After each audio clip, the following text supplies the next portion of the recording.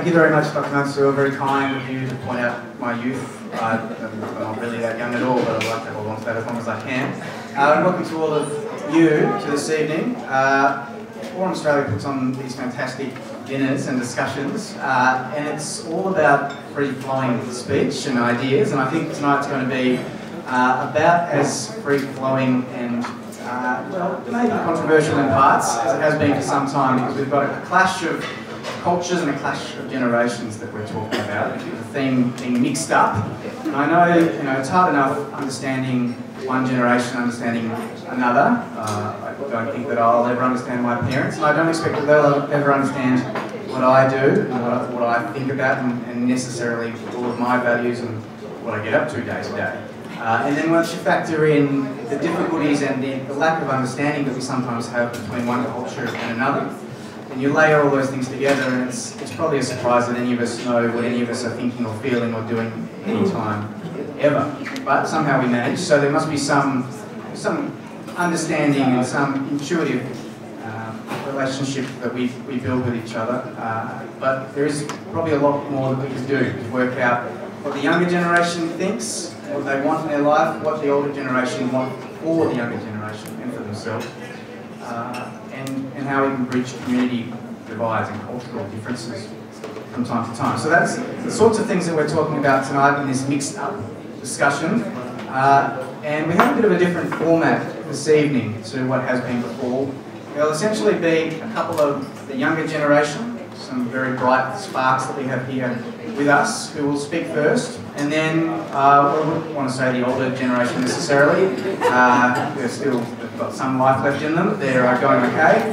They're the generation above. Let's just say that, more distinguished perhaps, more experienced. They will then give their point of views and some of the perceptions that they have of different generations and different cultures, and how we can all understand each other and get along a bit better.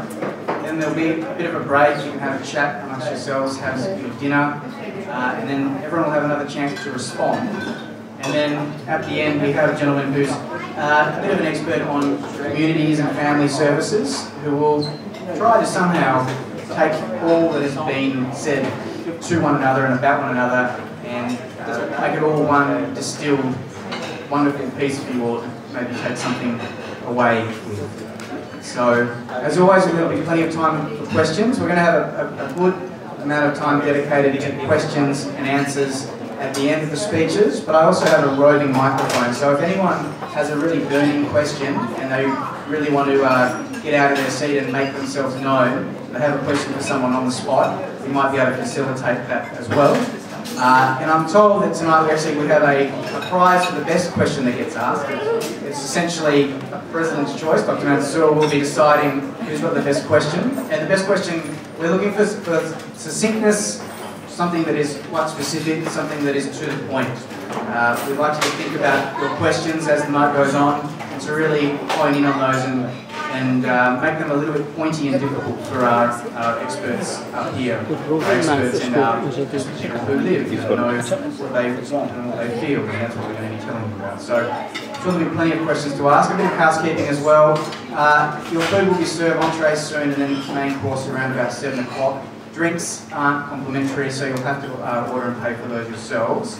The bathrooms are just at the back over there, and if I could ask everyone to turn their mobiles at least to silent, so we don't have this sensitive cultural intergenerational discussion punctuated by Nokia and iPhone voices. Very well summed up. Thank you, Mohammed. And then Mohammed will also clap at you in a very rude fashion if your mobiles go off, so that should be warning enough to you.